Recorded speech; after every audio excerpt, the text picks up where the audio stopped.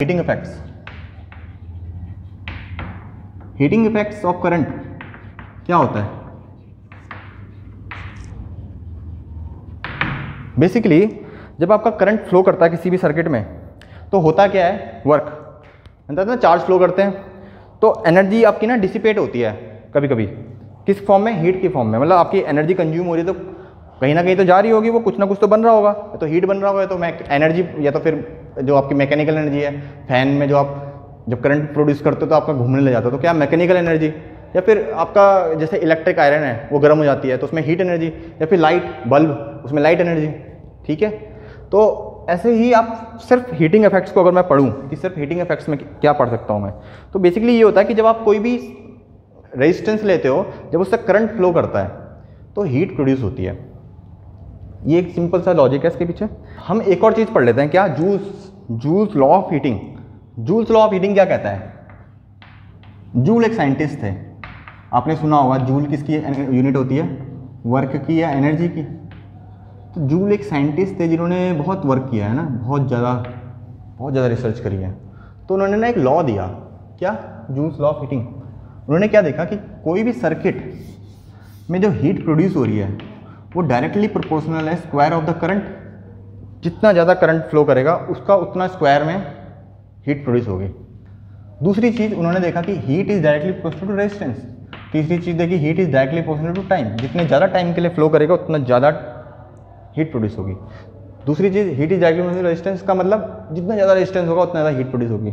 लेकिन ये ना थोड़ा सा वो है क्या, आपको ना थोड़ा कन्फ्यूजिंग करने वाला है। मतलब कन्फ्यूजन नहीं, मतलब आपको थोड़ा ऐसा हो सकता है कि आप ना कुछ मिसअंडरस्टूड कर लो, उसको समझ ना पाओ, गलत समझ लो। ये चीज़ याद रखना कि ऐसा नहीं होता कि ज़्यादा रेजिस्टेंस होने से ज़्यादा हीट प्रोड्यूस होती है। ठीक है, वो तभी होता है जब आपका सेम करंट होता है। मतलब कि अगर मैं दो रेजिस्टेंस लूँ, ठीक है, दो रेजिस्टेंस लूँ R1 और R2,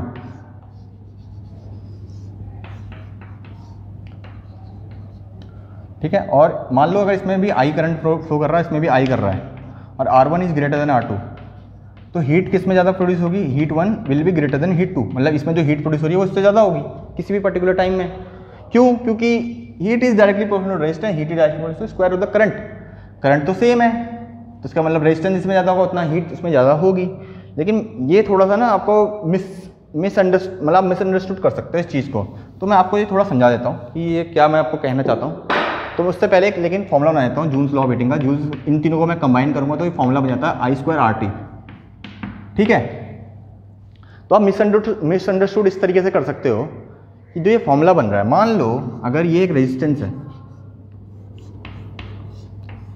R1, मान लो ये बैटरी भी है, ये रेजिस्टेंस है R2, ये बैटरी भी है। ठीक है, अब मुझे बताओ इसमें कितना हीट होगा, इसमें कितना होगा। मैंने आपको दिखाया था कि heat 1 will be greater than heat 2। क्या वो इस केस में भी होगा? नहीं, क्योंकि उस केस में मैंने आपको दोनों को बताया था कि दोनों में करंट सेम है। इस केस में दोनों में करंट सेम है नहीं। क्यों? क्योंकि ओम्स लॉ क्या कहता है, I = V/R। तो I1 कितना होगा इस केस में करंट? V/R1, मतलब R1 बड़ा है, R1 is greater than R2। इसका मतलब इस वाले केस में जो I2 होगा वो V/R2 है। समझ रहे हो मेरी बात? अब मुझे बताओ जब R2 छोटा है, R1 बड़ा है, तो इसका मतलब I1 छोटा होगा, I2 बड़ा होगा। नीचे वाला जब बड़ा होता है ना, ऊपर वाला सेम है, अगर numerator is same but denominator is larger, तो आपका जो नंबर आएगा वो कम आएगा, है ना। सिंपल सी बात, अगर 2/5 ले लूँ या 2/10 ले लूँ, दोनों का न्यूमरेटर सेम है, लेकिन डिनोमिनेटर इसमें छोटा इसमें बड़ा है, तो इसकी वैल्यू कितनी आती है? 0.4, इसकी वैल्यू कितनी है? 0.2। कौन बड़ा है? ये बड़ा है। तो लेकिन इस वाले केस में तो ये बड़ा था, समझ रहे हो मेरे। डिनोमिनेटर अगर बड़ा हो तो आपका जो वैल्यू आएगी वो तब वो बड़ी उस केस में होगी जिसमें कि डिनोमिनेटर छोटा होगा। ठीक है, तो ऐसे ही यहाँ पे भी हो रहा है, R1 बड़ा है R2 से, तो I1 छोटा होगा I2 से। तो इसका मतलब अगर मैं हीट 1 निकालूँ इस फॉर्मूले से, तो I की वैल्यू क्या है? I1 की वैल्यू V/R1 का स्क्वायर, यही है, V/R1 का स्क्वायर है। तो इंटू R1 इंटू T, ये कितना आएगा? V² R1 into T. अच्छा हीट टू सेकेंड सर्किट में जो मेरा हीट होगी प्रोड्यूस वो कितनी होगी, इसमें करंट कितना है V upon R2 square into R2 into T. ये कितना आएगा V square upon R2 into T. अच्छा मुझे ये बताओ इस केस में R1 बड़ा है तो हीट 1 बड़ा होगा या छोटा होगा, heat 1 will be smaller than, यहाँ नहीं, heat 1 is smaller than heat 2।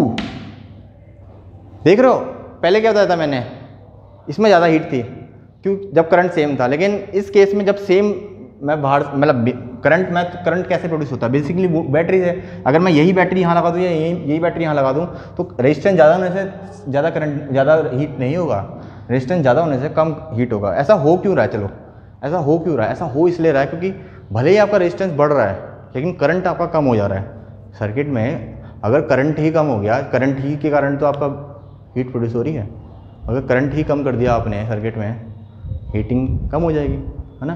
तो ये चीज़ समझो आप। और जो ये आपका फॉर्मूला है H equals to I square R T, है ना, H equals to I square R T, इसको आप और भी तरीके से लिख सकते हो। कैसे, अगर मैं I को V अपॉन आर लिख दूँ, जो I होता है उसको मैं V अपॉन आर भी लिख सकता हूँ, किससे, ओम्स लॉ से। तो V अपॉन आर लिख दिया इंटू आर इंटू टी, तो इस केस में क्या होगा, ये V square upon R T. या फिर अगर मैंने R को, ये जो R है मान लो इसमें जो मैंने R ले रखा है इसको मैंने वो ले लिया क्या, V upon I, V upon I is also R into T. तो इस केस में ये क्या होगा, I से I कैंसिल होगा तो क्या होगा V आई टी।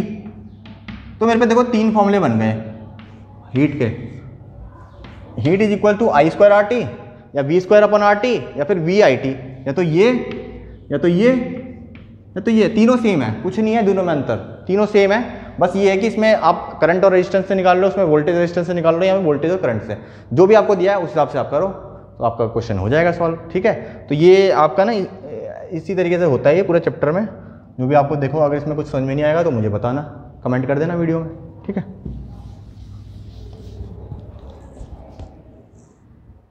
बेसिकली मैं इसका एक एप्लीकेशन बता देता हूँ आपको, हीटिंग इफेक्ट्स का एप्लीकेशंस। हीटिंग इफेक्ट का एप्लीकेशंस में सबसे पहले क्या पढ़ेंगे हम, सबसे पहले हम पढ़ेंगे क्या, आपके electrical heating devices. Electrical heating devices अभी मैंने आपको बताया कि ये आपके इलेक्ट्रिकल हीटिंग डिवाइसेस आप यूज करते हो क्यों, हीट प्रोड्यूस करने के लिए। पानी गर्म करते हो, है ना, पानी गर्म करते हो तो आप क्या रॉड यूज करते हो या गीजर यूज करते हो, वहाँ पे भी आपका यही हो रहा है, हीटिंग इफेक्ट ऑफ करंट। आपने बटन ऑन किया, करंट फ्लो किया और वो गर्म हो गया, तो हीटिंग इफेक्ट। तो यहाँ पे ना एक चीज़ लेकिन ध्यान देने वाली बात है कि आप वो यूज़ नहीं करते हो, मेटल यूज़ नहीं करते हो, या वो मेटल का नहीं होता, जो रॉड होता है ना वो मेटल का नहीं होता, मतलब आप ना मेटल यूज़ नहीं कर पाओगे वहाँ पे। क्यों, क्योंकि मेटल एक तो आपका मेटल का इतना हाई मेल्टिंग पॉइंट नहीं होता, वो शायद से मेल्ट कर जाए, अगर जैसे जैसे वो गर्म होगा तो टेम्परेचर बढ़ेगा तो शायद से मेल्ट कर जाए उतने टेम्परेचर पे। या फिर जो आपका मेटल होता है वो ऑक्सीडाइज हो जाता है, हाई टेम्परेचर में मेटल ऑक्सीडाइज हो जाता है, वो उसका एक बहुत बड़ा डिसएडवांटेज है। ठीक है, तो इसलिए हम मेटल यूज़ नहीं करते हैं। तो हम ये क्या यूज़ करते हैं, हम करते हैं यूज़ क्या, अलॉयज़। अलॉयज़ क्यों यूज़ करते हैं, इंसुलेटर क्यों नहीं यूज़ करते हैं। इंसुलेटर इसलिए यूज़ नहीं करते क्योंकि इंसुलेटर तो करंट फ्लो ही नहीं करवाएगा, इंसुलेटर से तो करंट नहीं फ्लो करता ना, इंसुलेटर आप बैड कंडक्टर ऑफ इलेक्ट्रिसिटी। तो हमको तो लेकिन करंट चाहिए, बिना करंट के तो कैसे हीट प्रोड्यूस हो जाएगी। तो और हम कंडक्टर यूज़ नहीं कर सकते हैं क्योंकि कंडक्टर में केस में क्या होता है, रेजिस्टिविटी बहुत कम होती है, इतना हाई करंट फ्लो करेगा कि टेम्परेचर एकदम से इतना बढ़ेगा कि शायद से फूक जाए या फिर वो हो जाए, मेल्ट हो जाए या फिर ऑक्सीडाइज हो जाए, दिक्कत हो जाएगी। तो हम क्या यूज़ करेंगे, थोड़ा सा बेटर डिवाइस, बेटर टाइप के मटेरियल जो कि जिसको हम अलॉयज़ कहते हैं। बेसिकली अलॉयज़ में ना आप क्या करते हो, बहुत सारे मेटल्स को मिक्स कर देते हो और थोड़ी सी ना उसकी प्रॉपर्टी चेंज हो जाती है, उसका मेल्टिंग पॉइंट थोड़ा सा बढ़ जाएगा या फिर वो ऑक्सीडाइज नहीं होंगे। ठीक है, मतलब कि वो हाई टेम्परेचर पर ऑक्सीडेशन नहीं होगा उनमें, या फिर वो रिएक्ट नहीं करेंगे किसी और गैस के साथ, एयर के साथ। ठीक है, तो आप अलॉयज़ यूज़ करते हो इसलिए इलेक्ट्रिकल हीटिंग डिवाइसेस में। ठीक है, अच्छा एक चीज़ आप ध्यान देना इसमें कि जो अलॉयज़ आप यूज़ कर रहे हो बेसिकली वो अलॉयज़ मेटल्स के बहुत मिक्सचर्स को बोलते हैं, मतलब मेटल्स को मेल्ट करके आप उनका ना मिक्सचर बना देते हो। ठीक है, अलॉयज़ हो जाता है वो। और आपका जैसे बहुत सारे टाइप के अलॉयज़ होते हैं, कांस्टेंटाइन, मैंगनीज, इन टाइप के अलॉयज़ होते हैं आपके। ठीक है, और अलॉयज़ एक और काम के लिए बहुत यूज़फुल होते हैं, किस काम के लिए, रेजिस्टेंस कॉइल्स बनाने के लिए। रेजिस्टेंस कॉइल्स बनाने के लिए क्यों यूज़फुल होते हैं, क्योंकि ना जो आपके अलॉयज़ होते हैं उनका टेम्परेचर कोफिशिएंट ऑफ रेजिस्टिविटी बहुत ज़्यादा होता है, मतलब वो इतनी जल्दी चेंज नहीं करते हैं। ठीक है, टेम्परेचर के साथ उनका जो वो होता है, क्या टेम्परेचर के साथ जो उनका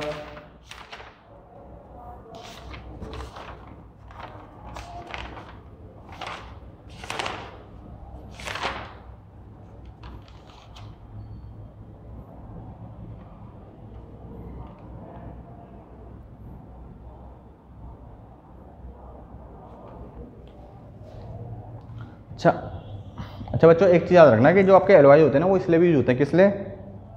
रेजिस्टेंस कॉइल्स बनाने के लिए, क्योंकि उनका टेम्परेचर कॉफिशिएंट ऑफ रेजिस्टिविटी बहुत लो होता है। ठीक है, टेम्परेचर कॉफिशिएंट ऑफ रेजिस्टिविटी आपको वैसे टॉपिक तो है नहीं, लेकिन मैं आपको थोड़ा सा ये बता देता हूँ कि वो टेम्परेचर जब बढ़ता है ना, तो उनका रेजिस्टिविटी इतना ज़्यादा चेंज नहीं होता है। जैसे आपने कंडक्टर जब पढ़ा था, तो उसमें हमने पढ़ा था ना, factors on which resistance of a conductor depends. तो हमने पढ़ा था कि जो आपका रेजिस्टेंस है या फिर रेजिस्टिविटी है, वो चेंज होती है टेम्परेचर के साथ। एलवाइज के केस में वो उतना ज़्यादा प्रोनाउंस नहीं है जितना मेटल्स के केस में। ठीक है, बहुत लो कोफिशिएंट ऑफ रेजिस्टिविटी, वो टेम्परेचर कोफिशिएंट ऑफ रेजिस्टिविटी होती है, तो इसलिए वो बहुत यूजफुल है रेजिस्टेंस कॉइल्स बनाने के लिए। क्यों? रेजिस्टेंस कॉइल्स का फिक्स रेजिस्टेंस रखते हो कि मेरे को इतना रेजिस्टेंस 5 ओम का रेजिस्टेंस चाहिए, तो 5 ओम का ही चाहिए। अगर आपका टेम्परेचर बढ़ गया और उसका 5 ओम से वो चेंज हो गया, कुछ और हो जाए, दिक्कत है। तो आप कैसा मटेरियल यूज़ करोगे जो कि नहीं चेंज हो हाई टेम्परेचर पे भी। तो इसलिए जो ये आपके एलॉयज होते हैं, उनका टेम्परेचर के साथ इतना ज़्यादा आपका वेरिएशन नहीं होता है रेजिस्टेंस का या रेजिस्टिविटी का, तो इसलिए वो यूजफुल होते हैं रेजिस्टेंस कॉइल्स बनाने के लिए।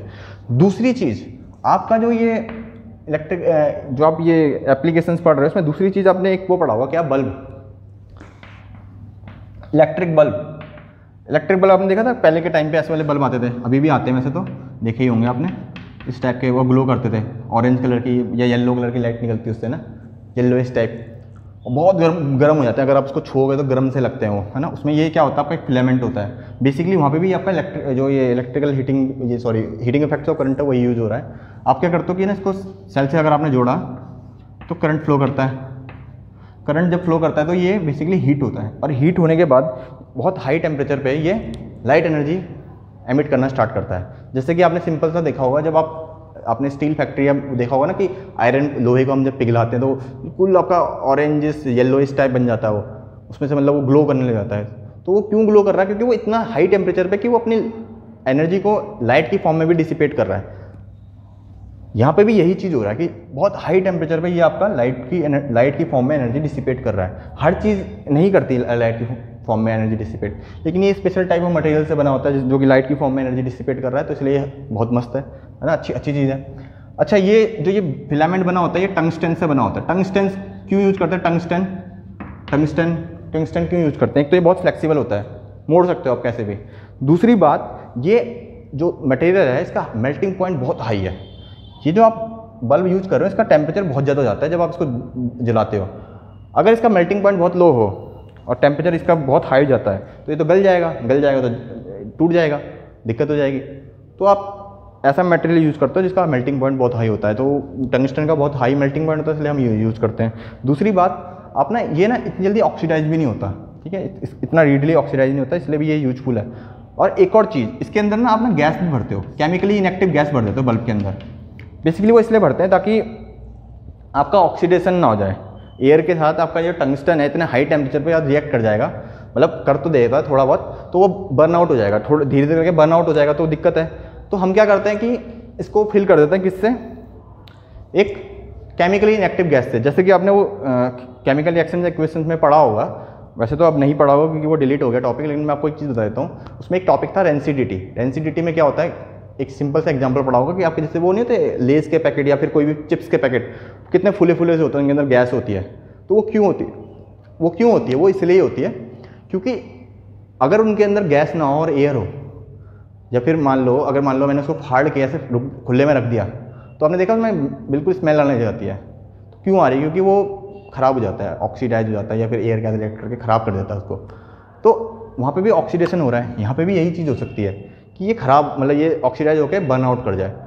तो आप क्या करते हो, इसके अंदर गैस भर देते हो, उसी टाइप की chemically inactive gas, argon, helium, ठीक है, इस टाइप की कोई गैस भर दी जो कि बहुत यूज़फुल हो आपके लिए, तो इस टाइप से आप इसको बचा सकते हो। तीसरी चीज़, आपने एक वो पढ़ते हो इलेक्ट्रिकल फ्यूज। इलेक्ट्रिक फ्यूज आपका जो होता है, फ्यूज सुना है? फ्यूज उड़ गया इसका तो फ्यूज उड़ गया है ना, ऐसा कुछ सुना होगा हमने टर्म। तो सर्किट्स में आपका ना फ्यूज यूज करते हैं। एक फ्यूज एक एलिमेंट होता है, इलेक्ट्रिकल डिवाइस होता है। तो इसको आप कैसे यूज करते हो? इलेक्ट्रिक फ्यूज को आप कैसे यूज करते हो? जैसे मान लो आपके पास एक सर्किट है, ठीक है, ये आपके पास सर्किट है।